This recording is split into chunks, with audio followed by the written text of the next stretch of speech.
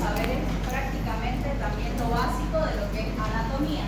¿Qué me refiero con lo básico? Que tienen que conocer cómo va a estar la predisposición la predisposición del corazón hacia qué lado se dirige, de qué forma, y también tienen que tener en cuenta lo que viene a ser ya la anatomía de que el corazón va a estar compuesto por 2 ventrículos y 2 aurículas. ¿Bien? Y aparte de eso también tienen que saber de qué tipo de arterias va a llegar la sangre al corazón. ¿Ya?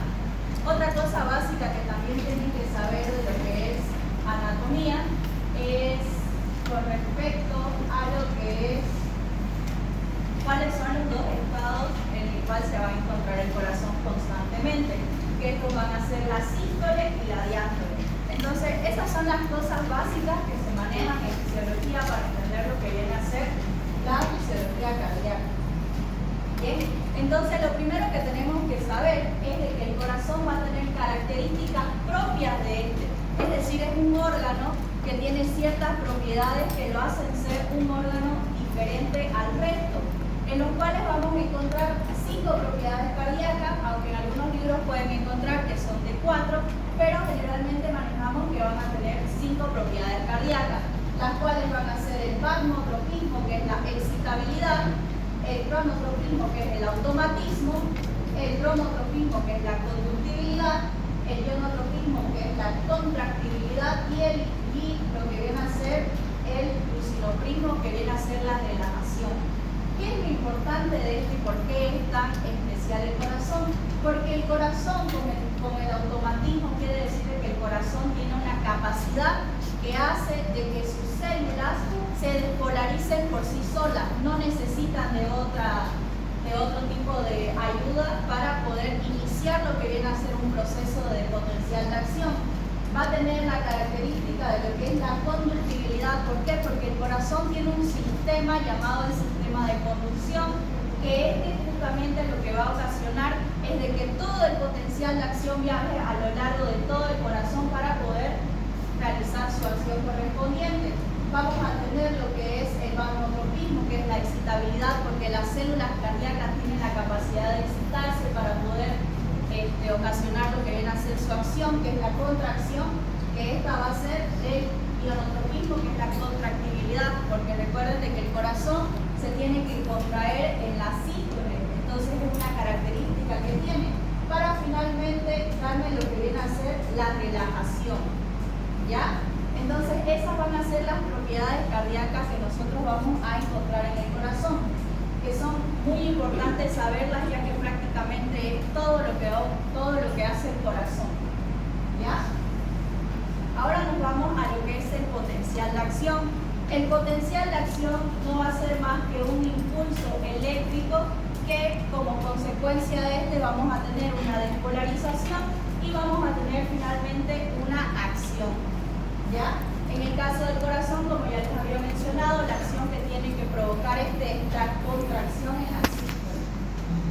Bien, entonces, el potencial de acción que nosotros vamos a encontrar en el corazón van a ser 2. Vamos a tener un potencial de acción en meseta, que es propio y característico solamente en el corazón, que este va a ser dado por lo que vienen a ser las células de las aurículas y los ventrículos, es decir, las células cardíacas.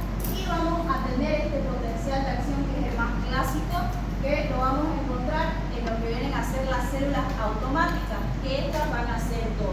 Vamos a tener el nódulo sinusal o el nódulo seno auricular, y también vamos a tener lo que es el nódulo auriculoventricular, que esas van a ser mis células automáticas. ¿Ya? Entonces, este potencial que nosotros lo vamos a encontrar en lo que vienen a ser las células cardíacas, en el músculo cardíaco, va a estar compuesto por 5 fases. Vamos a tener lo que es la fase 0, vamos a tener la fase 1, la fase 2, la fase 3 y la fase 4. ¿Qué es lo importante en cada una de estas fases y por qué las estudiamos así? Porque en cada una de estas fases va a estar sucediendo algo importante, ya sea de que se me cierren los canales o se me abran canales para hacer de que el potencial pueda seguir pasando su impulso. Entonces vamos a tener lo que es la primera fase, que es la fase 0, también llamada la fase de despolarización. ¿Y qué va a pasar en esta fase? Es de que se me van a abrir los canales de sodio activados por voltaje y estos me van a ocasionar una despolarización. Es decir, de que mi célula, mi membrana, se va a hacer más positiva y va a ser menos negativa. ¿Ya? Después vamos a tener lo que es la fase 1, que es esta fase de aquí, también llamada la fase de espiga. En esta fase de espiga, lo que va a suceder es que estos canales que salieron en la fase 0 se van a cerrar. Se van a cerrar y me va a abrir los canales de fuga de potasio. Estos canales de fuga de potasio lo que ocasionan es como un intento de repolarización, es decir, de que mi potencial baje un poco. Pero ¿qué pasa? De que mi potencial no va a bajar porque me va a empezar lo que viene a ser la fase 2, que es la fase de meseta, donde aquí se me van a cerrar estos canales de fuga de potasio y me va a aperturar los canales lentos de calcio. ¿Ya? Y estos canales lentos de calcio lo que van a ocasionar es de que mi potencial se mantenga constante, es decir, de que mi potencial no va a bajar completamente, no va a haber una repolarización. ¿Por qué? Porque mi repolarización se va a dar en la fase 3. En esta fase 3 es la repolarización rápida, que es cuando se van a cerrar estos canales lentos de calcio y me va a aperturar los canales lentos de potasio. Y esto va a ocasionar de que haya una repolarización, es decir, de que mi célula se va a intentar volver a su estado de reposo, que esa va a ser mi fase 4. En la fase 4 vamos a tener lo que es la fase de reposo y esta va a ser de menos 80 a menos 90 milivoltios. ¿Ya? ¿Hasta ahí está todo claro? ¿Tienen alguna pregunta, duda? ¿Ninguna? Ya. Entonces nos vamos a lo que viene a ser el potencial de acción en las células automáticas. En estas células automáticas el potencial es diferente y vamos a tener lo que vienen a ser solo 3 fases. Que va a ser la fase 4, la fase 0 y la fase 3. En la fase 4 va a haber una apertura de los canales de calcio tipo T, ¿ya? Y estos canales de calcio tipo T son importantes porque estos canales de calcio tipo T me van a aperturar los canales de calcio tipo L. Es decir, de que si no tengo activado lo que vienen a ser los canales de calcio tipo T, no van a poder abrirse los canales de calcio tipo L, que estos son los que me van a ocasionar la despolarización. ¿Ya?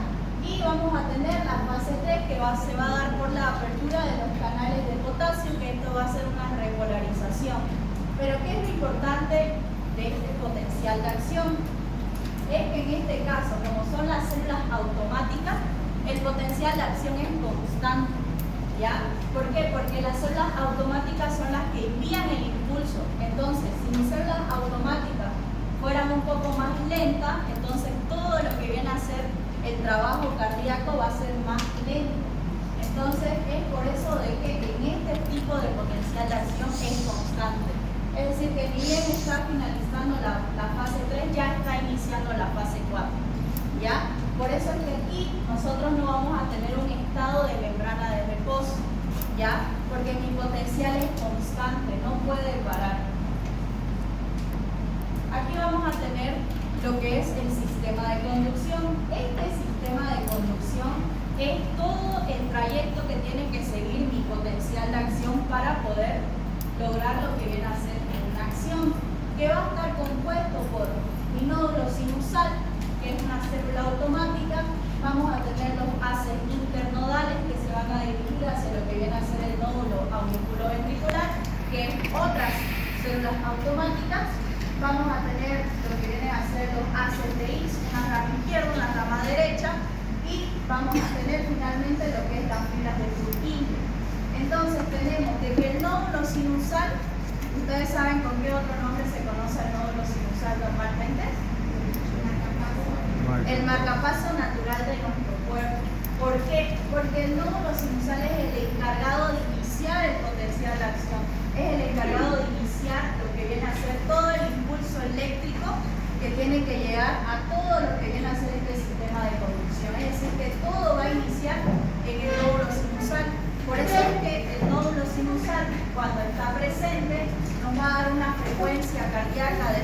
60 a 100 latidos por minuto. Pero hay ocasiones en algunas patologías donde el nódulo sinusal no va a estar presente, como por ejemplo una persona que tiene Chagas y entonces el nódulo sinusal fue destruido por este parásito. ¿Qué va a pasar? Es de que el nódulo auriculoventricular, al ser una célula automática, va a asumir toda esa responsabilidad que el nódulo sinusal hacía. Pero ¿qué pasa en este caso? Es de que el nódulo sinusal, al ubicarse aquí, tiene que mandarme lo que viene a ser los impulsos a estos haces internodales para las aurículas y le tiene que mandar hacia los haces de His y hacia las fibras de Purkinje. Entonces es mucho más el trayecto que tiene que hacer, mucho más el trabajo y por lo tanto es más lento el impulso que llega y la frecuencia cardíaca de estas personas puede disminuir, que puede ser entre 40 a 60 o incluso algunos dicen que va entre 60 hasta 80 latidos por minuto. ¿Ya? Ahora nos vamos al sistema de excitación del corazón, que va a estar también junto con el sistema de conducción, que va a estar compuesto de la misma manera, el nódulo sinusal, los haces internodales, el ATI y lo que viene a ser las fibras de Purkinje. Pero que es importante que nosotros tenemos que saber es de que justamente las ramas internodales, al llegar a lo que viene a ser el nódulo auriculoventricular, van a tener un retraso. ¿Por qué? Porque van a tardar más en pasar lo que vienen a ser las fibras miocárdicas. Entonces, al tardar más el potencial en llegar a lo que viene a ser el nódulo auriculoventricular, hay un retraso del impulso, ¿ya? Y este retraso del impulso lo que ocasiona es de que se dé un tiempo adecuado para que las aurículas puedan contraerse y entonces el nódulo auriculoventricular siga mandando el impulso a los que vienen a ser las fibras de Purkinje y el ACI para contraer los ventrículos. Porque si no hay este retraso, puede ser que el corazón, es decir, que las aurículas se estén contrayendo y continuamente el ventrículo también. Entonces es por eso de que hay este retraso para que le dé tiempo a las aurículas para poder contraerse. Ahora nos vamos a lo que viene a ser el ciclo cardíaco. El ciclo cardíaco es prácticamente toda la base de la fisiología cardíaca. Si ustedes no saben ciclo cardíaco, les va a costar saber todo lo que es la fisiología cardíaca. Es muy importante el ciclo cardíaco porque son todos los fenómenos que ocurren durante el comienzo de un latido hasta el comienzo del otro, ¿ya? La duración de un ciclo cardíaco en total es aproximadamente 0,83 segundos y en un minuto se van a producir 72 latidos por minuto. Pero nosotros vamos a manejar un rango que vamos a decir que es de 60 a 100 latidos por minuto, que es la variabilidad que puede tener una persona en presentar sus latidos por minuto y vamos a decir de que es fisiológico. Entonces, nosotros para estudiar lo que es el ciclo cardíaco utilizamos este diagrama. Este diagrama de aquí es también llamado el diagrama de Wiggers, ¿ya?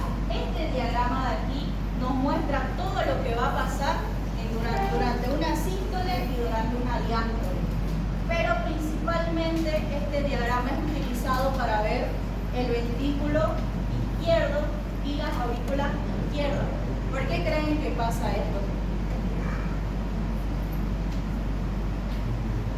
Porque el ventrículo izquierdo es más potente, más grande, se podría decir, su fibra muscular. ¿Por qué? Porque bombea sangre a todo el cuerpo, literalmente. Exacto. ¿Por qué? Porque la aorta sale del ventrículo izquierdo. Entonces es más importante nosotros porque necesitamos ver lo que viene a ser la circulación sistémica que parte justamente desde aquí. Entonces es por eso de que este diagrama principalmente lo que vamos a estar viendo es la presión ventricular, el volumen ventricular del lado izquierdo, ¿ya? Porque es el más importante, porque en el caso del ventrículo derecho las presiones son menos y el volumen es menos, entonces mayormente lo que se maneja va a ser, y es más importante, el ventrículo izquierdo, ¿ya? Entonces aquí vamos a observar de que hay una curva de lo que, bueno, hay una medida de lo que viene a ser la presión que va a estar medida del milímetro de mercurio y vamos a tener lo que es el volumen que va a estar medido en ml, ¿ya? Entonces, vamos a iniciar con lo que viene a ser la sístole. La sístole es la contracción del corazón, pero esta sístole la vamos a dividir en 3 periodos, donde vamos a tener primero lo que es la contracción isovolumétrica, que es mi primer periodo. Vamos a tener el periodo de eyección, que es el segundo. Vamos a tener la relajación isovolumétrica, que es el último periodo de mi sístole. Pero ahora vamos a ver qué es isovolumétrica. ¿Qué quiere decir iso? Iso quiere decir igual. Entonces, si nosotros estamos viendo contracción isovolumétrica, quiere decir que es una contracción que mantiene el volumen. ¿Ya? Entonces, eso vamos a entenderlo para iniciar. Vamos a irnos con lo que viene a ser el primer periodo, que es la contracción isovolumétrica. Es decir, de que mi corazón, mi ventrículo está lleno de sangre. ¿Ya? Mi ventrículo está lleno de sangre. ¿Y qué es la primera cosa que sucede? Es de que va a haber un cierre de la válvula auriculoventricular que va a estar separando lo que viene a ser la aurícula y el ventrículo. Entonces se va a cerrar. ¿Para qué? Para que la sangre no vuelva hacia la aurícula. ¿Ya? Entonces se cierra la válvula auriculoventricular y esto me va a ocasionar un ruido. Va a ser el primer ruido cardíaco. ¿Ya? Entonces se cierra mi válvula auriculoventricular. ¿Qué va a pasar? Es de que la sangre que está dentro de este ventrículo va a ocasionar una presión dentro del ventrículo. ¿Ya? Porque recuerden de que una presión no es más de que el líquido que está contra las paredes de algo. En este caso es la sangre que está dentro del ventrículo, está encerrado, entonces esta sangre va a ocasionar una presión contra las paredes de este ventrículo. Y esto va a ocasionar de que haya un aumento de la presión, que es justamente lo que nosotros observamos aquí. ¿Ya? Hay un aumento de la presión. Entonces, pero ¿qué pasa con mi volumen? Si recuerdan el nombre, es contracción isovolumétrica. Entonces mi volumen se mantiene, porque la sangre sigue dentro del ventrículo. ¿Cuánto va a ser esta sangre que está dentro del ventrículo? Va a ser de 110 a 120 ml. ¿Ya? Entonces, vemos de que hay un aumento de la presión y alrededor de lo que viene a ser 80 milímetros de mercurio me va a abrir lo que viene a ser la válvula aórtica. Me abre la válvula aórtica para dar inicio a el segundo periodo, que es el periodo de eyección. Una vez me abre la válvula aórtica, hay una presión dentro de la aorta que la sangre del ventrículo tiene que vencer. Esta va a ser alrededor de 120 milímetros de mercurio. Por eso la presión arterial que se maneja generalmente es 120-80. ¿Ya? Es justamente por esto de aquí. Entonces, la sangre tiene que vencer esta presión de la aorta y esto va a ocasionar que nosotros veamos lo que es el periodo de eyección, donde se va a dividir en 3 tercios. El primer tercio, ¿qué es lo que va a suceder? Es de que el 70% de la sangre va a salir del ventrículo, ¿ya?, hacia esta aorta. Entonces, si se fijan, aquí nosotros observamos de que hay un descenso del volumen. ¿Por qué creen que hay un descenso del volumen?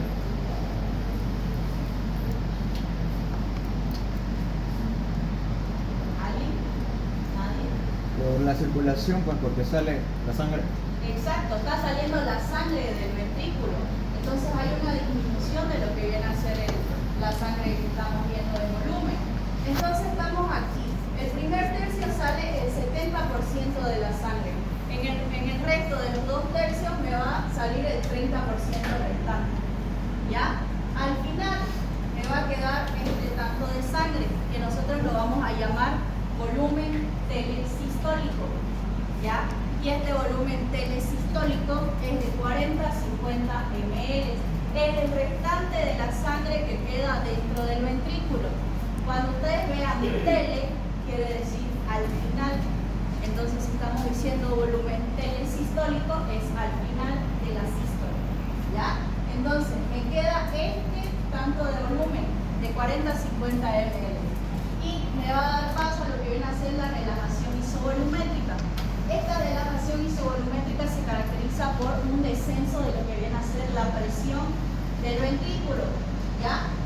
Pero mi válvula aórtica se tiene que cerrar. ¿A qué presión se cierra mi válvula aórtica? A los 100 milímetros de mercurio, ¿ya? Entonces, en la relajación isovolumétrica va a haber un descenso de la presión y vamos a tener mi volumen telexístole, ¿ya? Hasta ahí todo lo que hemos visto es sístole dentro del ventrículo izquierdo. Ahora nos vamos a lo que viene a ser la diástole. La diástole se va a dividir de igual manera en 3 tercios. Ya vamos a tener el primer tercio, el segundo y el tercero. También es llamado el primer tercio lo que viene a ser el flujo rápido de sangre, el segundo tercio que es la diástasis y el tercer tercio que va a ser llamado también lo que es la contracción auricular o la sístole auricular. ¿Ya? En el primer tercio, lo que vamos a notar nosotros primordialmente es de que va a haber una apertura de la válvula auriculoventricular para que mi sangre pueda pasar de la aurícula hacia el ventrículo. ¿Ya? Entonces, en este primer tercio, nosotros lo que vamos a estar viendo es el flujo de sangre. Entonces vamos a ver los volúmenes. En el primer tercio, lo que va a ocasionar es de que el 80% de la sangre va a salir, es decir, va a pasar de la aurícula hacia el ventrículo, el 80% de la sangre. En lo que viene a ser el segundo tercio, hay un flujo de sangre, más no es significativo. ¿Por qué? Porque en el tercer tercio es donde nosotros vamos a ver lo que viene a ser el 20% restante de sangre, porque justamente en este tercer tercio es de que va a haber una contracción auricular, es decir, que la aurícula se contrae para poder inyectar el 20% restante de sangre que falta que pase, ¿ya? Entonces eso es lo que estamos viendo aquí. ¿Lo entendieron ahí o tienen alguna pregunta, duda? ¿Podría repetir de los tercios? Los tercios, ya. ¿De diástole? Sí, de diástole. Vamos a tener el primer tercio, que va a ser también llamado el flujo rápido de sangre. Segundo tercio, también llamado diástasis. Y tercer tercio, llamado también sístole auricular. En el primer tercio va a haber un flujo rápido de sangre, como su nombre indica. ¿Cuánto va a ser este flujo de sangre? 80%. Es decir, de que el 80% de sangre va a salir de la aurícula hacia el ventrículo. En el segundo tercio, que es la diástasis, hay un flujo de sangre que sigue pasando, mas no es significativo, ¿ya? Porque el 20% restante de sangre se va a dar en el tercer tercio. En este tercer tercio, porque va a haber una contracción auricular y esto va a ocasionar de que la sangre de la aurícula pase hacia el ventrículo, ¿ya? Ahora nos vamos a lo que vienen a ser los ruidos cardíacos. ¿Qué van a ser los ruidos cardíacos? Van a ser el sonido que nosotros escuchamos cuando se cierran las válvulas. En este caso vamos a tener 2 ruidos porque principalmente vamos a escuchar el sonido de las válvulas auriculoventriculares y el sonido de las válvulas aórtica y pulmonar. ¿Ya? El primer ruido, que va a ser de 0,14 segundos, y el segundo ruido, que va a ser de 0,11 segundos. ¿Qué se maneja un sonido en el cual ustedes pueden asociar los ruidos cardíacos? Es el loop. Es decir, que loop van a estar escuchando constantemente. Loop, que va a ser el primer ruido, y loop, que va a ser el segundo. El primer ruido se va a dar por el cierre de las válvulas auriculoventriculares. Y el segundo ruido se va a dar por el cierre de la válvula aórtica y pulmonar. ¿Ya? Para nosotros escuchar los ruidos cardíacos, lo que hacemos es auscultar. ¿Cómo auscultamos? Con un instrumento llamado estetoscopio, en el cual nosotros lo que tenemos que tener primero de referencia para ubicar los focos aórticos, que es donde tenemos que escuchar, es que primero tenemos que ubicar. Entonces, ¿Qué es lo primero que nosotros buscamos? Es el ángulo del ovis. Este nos sirve de referencia porque ahí justamente vamos a estar encontrando lo que es la articulación de la segunda costilla, ¿ya? Entonces, vamos a tener el ángulo del ovis, que va a ser este de aquí, ¿ya? Y vamos a tener, estos de aquí van a ser espacios intercostales, ¿ya? Que son los espacios que están entre las costillas. Entonces, vamos a tener el segundo espacio intercostal que va a estar debajo de la segunda costilla y vamos a tener los primeros dos focos, cuáles van a ser pulmonar y aórtico, ¿ya? Vamos a tener el foco aórtico que va a estar entonces en el segundo espacio intercostal, línea paraesternal derecha. Vamos a tener el foco pulmonar que va a estar segundo espacio intercostal, línea paraesternal izquierda. Vamos a tener el foco tricuspidio que va a estar, usamos de referencia lo que viene a ser la base del apéndice cifoide generalmente, o puede estar más predispuesto hacia el lado izquierdo, ¿ya? Luego vamos a tener lo que viene a ser el foco mitral, ¿ya? Que el foco mitral lo vamos a estar teniendo de lo que viene a ser el quinto espacio intercostal, línea medio clavicular, y de referencia vamos a estar usando lo que viene a ser la tetilla de la persona, que justamente va a estar por debajo de él, ¿ya? Entonces, esos van a ser los focos aórticos principales que nosotros vamos a estar auscultando. Hay otros focos auscultatorios que son accesorios que pueden ayudar a auscultar mejor el corazón, pero principalmente son estos cuatro. ¿Ya?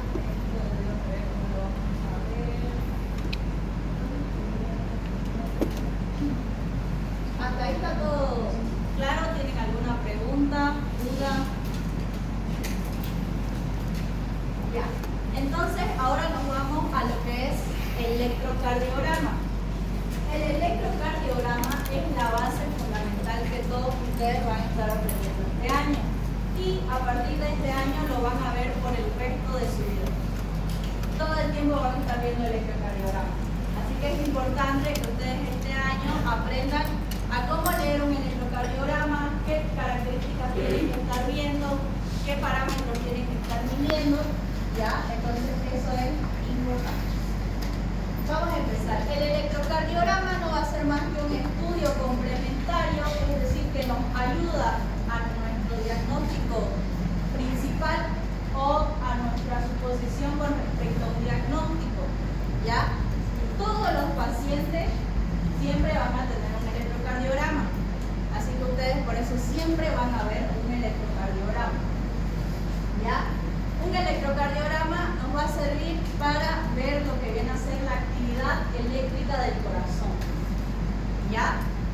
¿Qué más vamos a tener con respecto al electrocardiograma? Es que nos ayuda a lo que viene a ser diagnosticar o confirmar ciertas patologías cardíacas como ser arritmias, infarto, hipertrofia, ¿ya? Entonces, para eso vamos a estar ocupando lo que es un electrocardiograma. Ahora, ¿qué es importante de esto? ¿Ustedes se acuerdan cuál era la predisposición del corazón hacia dónde se dirige? Ya hacia el lado izquierdo, ¿ya? Entonces vamos a tener lo que viene a ser un corazón, ¿ya? Y el corazón va a estar predispuesto de derecha hacia izquierda, de abajo de arriba hacia abajo y de posterior hacia anterior. ¿Se acuerdan de eso? Lo llevan en anatomía. ¿Ya? ¿Por qué es importante esto? Porque nosotros vamos a estar viendo lo que viene a ser la actividad eléctrica del corazón y cómo la vamos a estar viendo, de acuerdo a la predisposición en la cual estamos encontrando el corazón. ¿Ya? Vamos a tener lo que vamos a llamar vectores, que son las derivaciones que nosotros vamos a estar colocando en el cuerpo para poder ver el corazón, pero estos vectores captan un tipo de señal, ¿ya? Es decir, que mientras más se aleje el impulso del vector, va a ser negativo, y mientras más se acerque el impulso hacia el vector, vamos a marcar ondas positivas. Si el vector queda en medio de la transmisión, vamos a estar viendo lo que vienen a ser las ondas isodifásicas, que van a ser este tipo de ondas. ¿Ya? Entonces, por eso es importante de que nos sepamos hacia dónde va a estar predispuesto el corazón. Entonces, ya. Nosotros, para ver un electrocardiograma, se imprimen en un papel llamado papel milimetrado, que lo van a estar viendo de esta manera. Pero cada cuadrito de estos van a tener un valor. Cuando nosotros estemos viendo verticalmente, vamos a estar viendo lo que vienen a ser los milivoltios. Cuando estemos viendo horizontalmente, vamos a estar viendo el tiempo y lo vamos a ver en segundos. Entonces, vamos a tener de que un cuadrito va a estar valiendo 0,04 segundos. ¿Ya? Todo esto de aquí lo vamos a llamar cuadrante. Aquí. Y un cuadrante va a estar compuesto por 5 cuadros. ¿Ya? 5 cuadros, tanto verticales como horizontales. ¿Ya? Todo esto va a ser un cuadrante. Entonces, cuando nosotros estemos viendo un cuadrante de manera horizontal, vamos a estar viendo 0,20 segundos. ¿Ya? Cuando nosotros estemos viendo de manera vertical, cada cuadrito de estos va a valer 0,1 milivoltios. 5 cuadritos, 0,5 milivoltios. ¿Ya? Entonces, por eso es importante que ustedes vayan acostumbrándose a cómo están viendo el papel milimetrado. Ahora, ¿qué nos va a marcar el electrocardiograma? Van a ser este tipo de ondas. Vamos a tener ondas positivas, ondas negativas, ¿ya? Y vamos a tener espacio entre medio de estas ondas. Ahora, ¿qué vamos a ver principalmente? ¿Cuáles van a ser nuestras ondas? Vamos a tener onda P, onda Q, onda R, onda S, onda T y onda U. ¿Ya? Vamos a tener entre medio de las ondas lo que vamos a llamar segmentos. Estos segmentos los vamos a llamar isoeléctricos porque no tienen carga positiva, carga negativa, se mantienen en la línea isoeléctrica. Donde vamos a tener lo que viene a ser segmento PR, que va desde el final de la onda P hasta el comienzo de la onda R o onda Q. Vamos a tener el segmento ST, que va desde el final de la onda S hasta el comienzo de la onda T. ¿Ya? Vamos a tener los intervalos que van a ser ondas más segmentos. ¿Ya? Pero aquí más importante ahorita es que se estén aprendiendo lo que vienen a ser las ondas. Esta onda P va a ser lo que viene a ser la contracción de la aurícula. ¿Ya? Esta onda P la vamos a estar viendo cuando estemos viendo aurículas. ¿Ya? Luego vamos a tener esta onda QRS, que también es llamado complejo QRS, que va a ser lo que es la actividad del ventrículo. ¿Ya? Esta onda T, que va a ser una repolarización de los ventrículos. ¿Ya? Entonces tenemos onda P, que vamos a estar viendo la contracción auricular. ¿Ya? Vamos a tener estos complejos QRS, que vamos a estar viendo la contracción del ventrículo. Y vamos a estar teniendo esta onda T, que va a ser la repolarización de los ventrículos. ¿Ya? ¿Qué es importante de esto de aquí? Es de que esta onda U no siempre está marcada en el electrocardiograma. Sí la pueden encontrar, mas no siempre está presente y no quiere decir que hay algún tipo de patología. ¿Ya? Ahora nos vamos a lo que vienen a ser las derivaciones. ¿Qué vamos a tener en cuenta en las derivaciones? Es que las vamos a clasificar en dos grandes grupos. Vamos a tener las estándares y las precordiales. Vamos a tener 6 estándares y 6 precordiales. ¿Ya? Estas estándares van a ir en lo que van a ser los extremos del cuerpo, es decir, van a ir en miembros. Y estas precordiales van a ir en el pecho del paciente. ¿Ya? vamos a tener en las estándares bipolares y unipolares. En bipolares vamos a tener D1, D2 y D3. En unipolares vamos a tener ABF, ABL y ABR, ¿ya? Vamos a tener en las precordiales, vamos a tener desde B1 hasta B6, ¿ya? Ahora, ¿cómo vamos a estar viendo? Las derivaciones unipolares, como su nombre indica, solo tienen un polo. ABR va a ir al brazo derecho, ABL se va a ir al brazo izquierdo y ABF va a ir a lo que es la pierna izquierda, ¿ya? Estas van a ser las derivaciones unipolares, se dirigen hacia un solo polo, ¿ya? Luego vamos a tener lo que vienen a ser las derivaciones bipolares, que van a tener dos polos, en los cuales vamos a tener ahí D1, D2 y D3. D1 se va a dirigir desde el brazo derecho hacia el brazo izquierdo, D2 va a ir desde el brazo derecho hacia la pierna izquierda y D3 va a ir desde el brazo izquierdo hacia la pierna izquierda. Ahora, ¿por qué es importante esto? Porque nuestras derivaciones van a estar entre dos polos, un polo positivo y un polo negativo. Siempre mi lado derecho va a ser mi polo negativo. ¿Por qué? Porque el potencial se aleja del lado derecho. Porque recuerden que empieza en el nódulo sinusal y el impulso se dirige hacia lo que viene a ser las fibras de Purkinje. Entonces el potencial se aleja, ¿ya? Y por eso este lado de aquí, mi lado derecho, siempre va a ser negativo. El impulso se dirige hacia dónde, creen. ¿Hacia qué lado? Izquierdo. Hacia el lado izquierdo, ¿ya?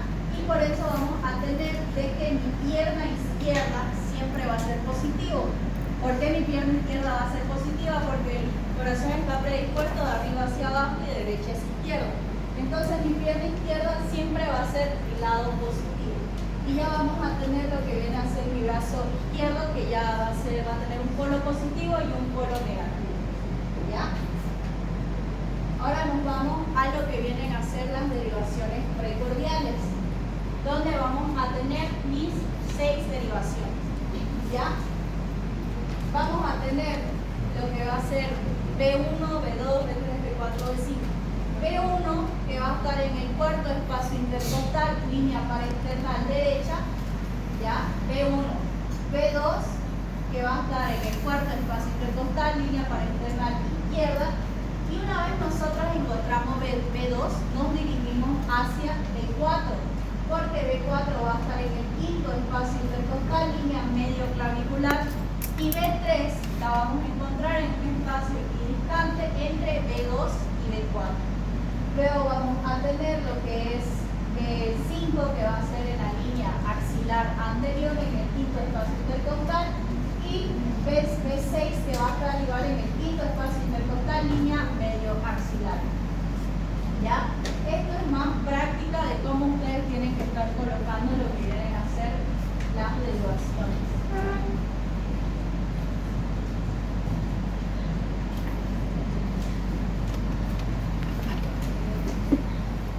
Las derivaciones nos van a servir para ver desde diferentes ángulos del corazón, ¿ya? Para ver diferentes paredes y así tener un diagnóstico más adecuado de qué tipo de cara estamos viendo y qué tipo de patología estamos viendo en qué sector del corazón. Entonces, cuando nosotros estamos viendo B1 y B2, que eran mis derivaciones que ponía primero, estamos viendo la pared septal, ya estamos en esta parte de aquí. Cuando estamos viendo B3 y B4, ya nos estamos dirigiendo más o menos a este sector de acá. Y estamos viendo la pared anterior del corazón. Cuando vemos B5, B6, que es esta parte de aquí, estamos viendo la pared medial. Y cuando estamos viendo la pared inferior, las derivaciones que vamos a estar observando es ABF, D2, D3, que si se acuerdan, ABF iba en qué pierna, sería pierna izquierda, y la derivación de D2 y D3 iban desde los miembros superiores hacia lo que viene a ser la pierna izquierda. Entonces, por eso vamos a estar viendo lo que es la pared inferior. Y más o menos lo que vamos a estar viendo es vamos a estar viendo desde diferentes ángulos, desde diferentes caras, lo que viene a ser el corazón. ¿Ya?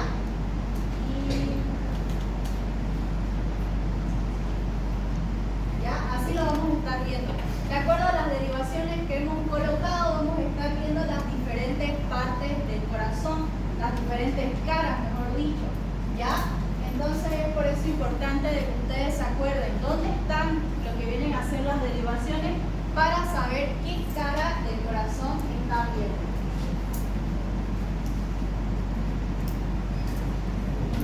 Ya. Entonces un electrocardiograma lo vamos a estar viendo de esta manera. ¿Ya?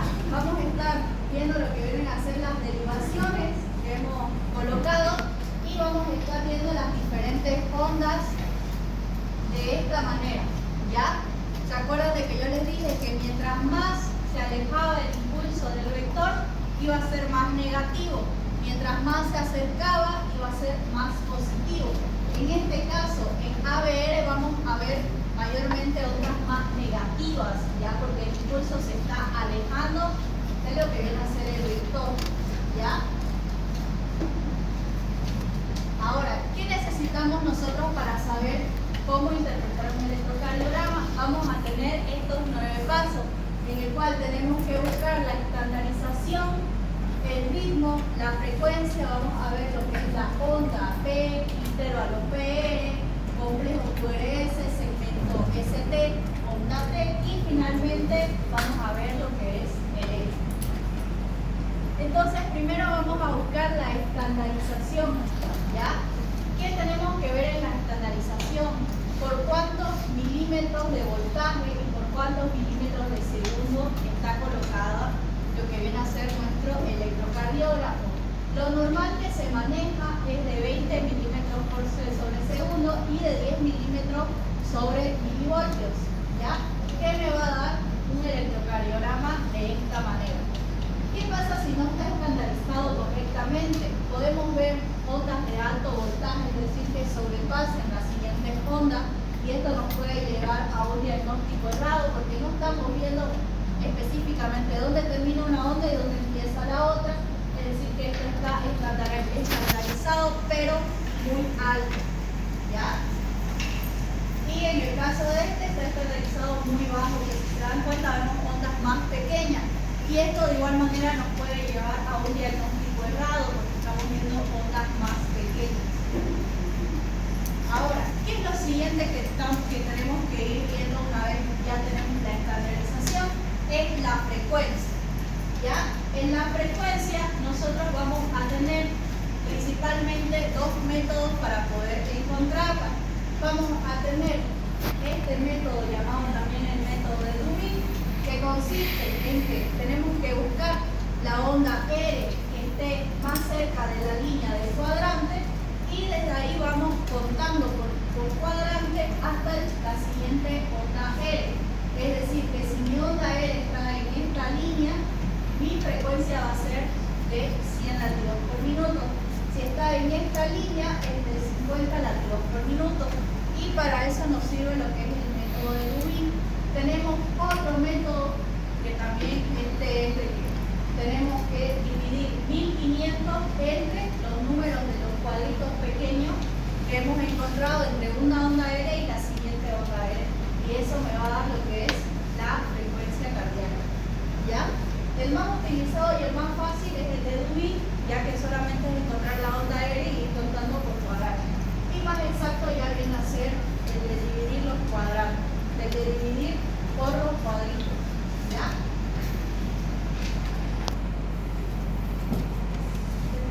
Por ejemplo, aquí si se fijan, la onda que más está cerca de la onda R, de la línea, va a ser esta onda R, y vamos contando aquí 300, 150, 100, y vamos a tener que aproximadamente va a ser de 70 a 60 latidos por minuto, ¿ya?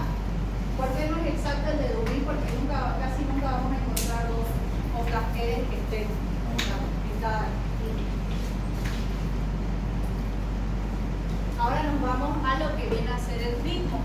En el ritmo vamos a tener dos tipos de ritmo principalmente, sinusal y no sinusal. En el no sinusal vamos a encontrar lo que son las arritmias. Vamos a tener arritmias supraventriculares y arritmias ventriculares.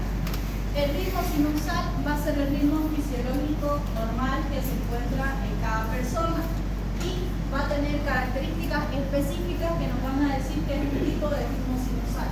Primero que tenemos que encontrar la onda P en todas las derivaciones, ya, tenemos que buscar que esté la onda P en todas las derivaciones, tenemos que tener intervalos RR regulares, es decir, de que estén separados y que no sea tan notoria la diferencia entre uno y otro, que tengan un ritmo constante, que estén siempre presentes y sean constantes sus separaciones.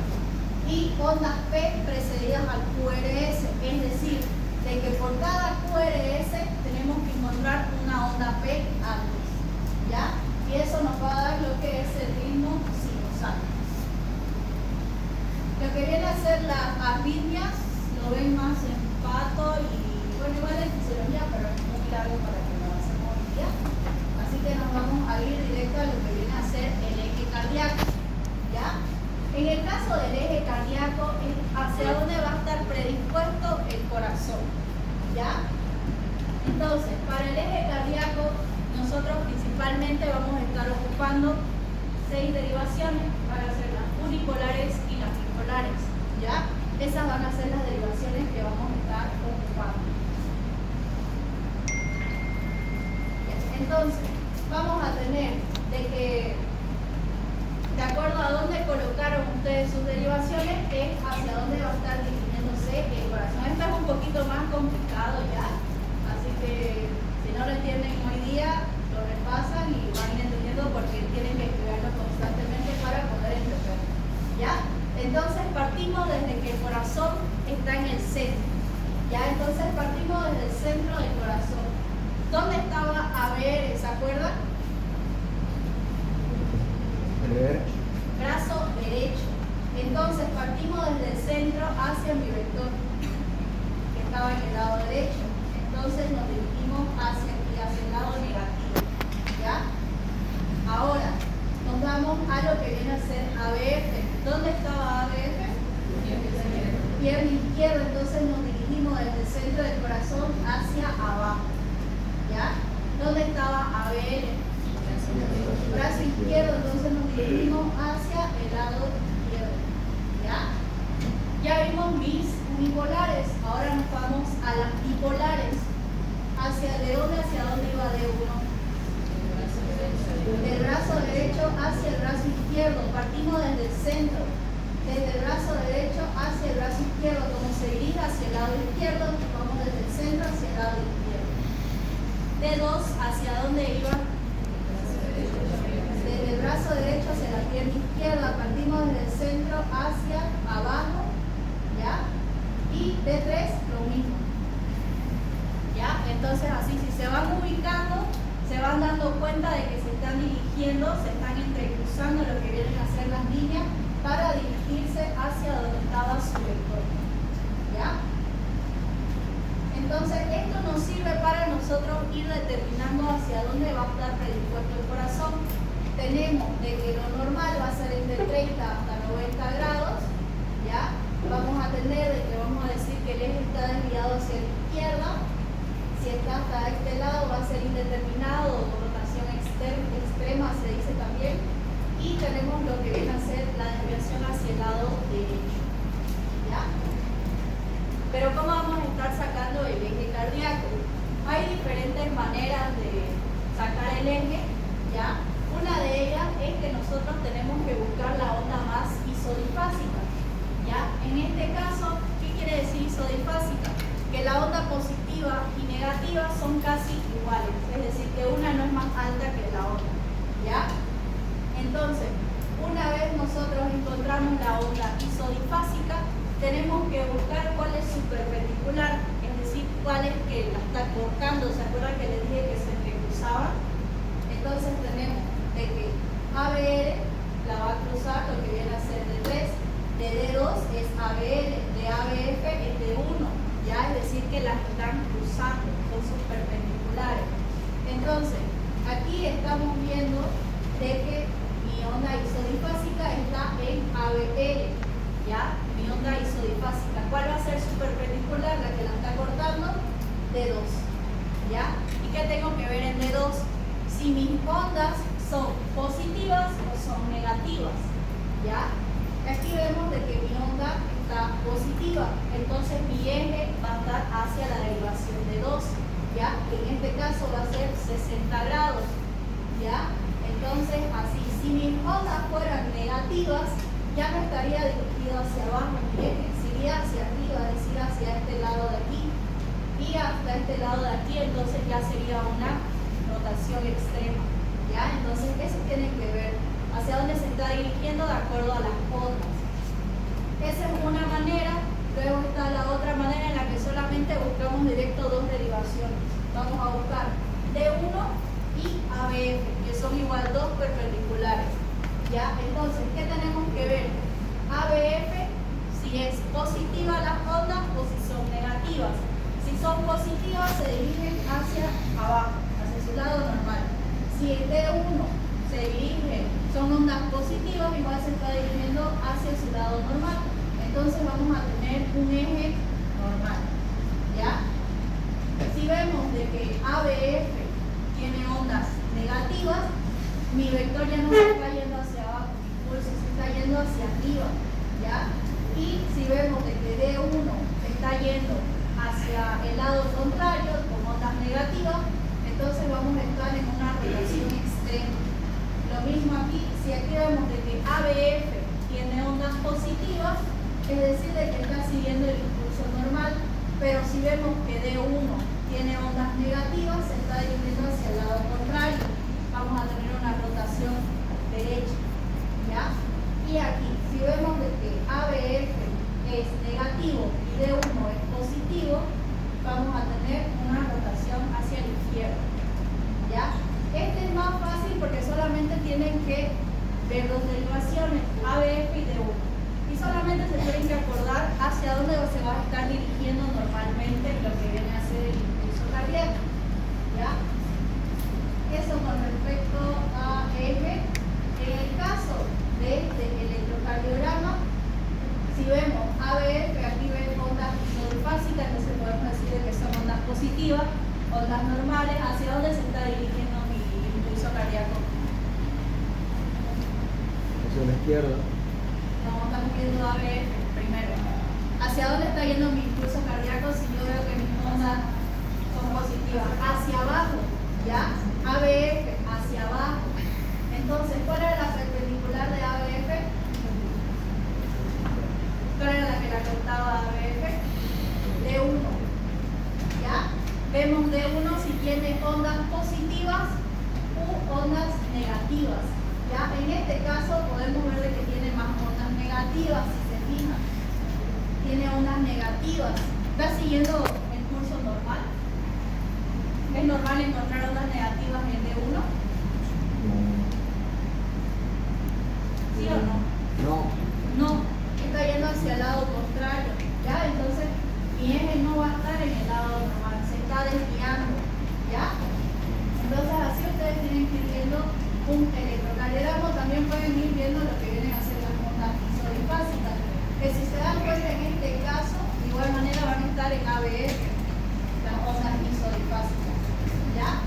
Y bueno, prácticamente eso sería todo con respecto a la cirugía cardíaca. Lo más básico y lo más fácil que pueden estar viendo mientras tanto, ¿ya? Mi recomendación sería de que vayan leyendo Daito desde ahorita para que cada vez no los vaya pisando.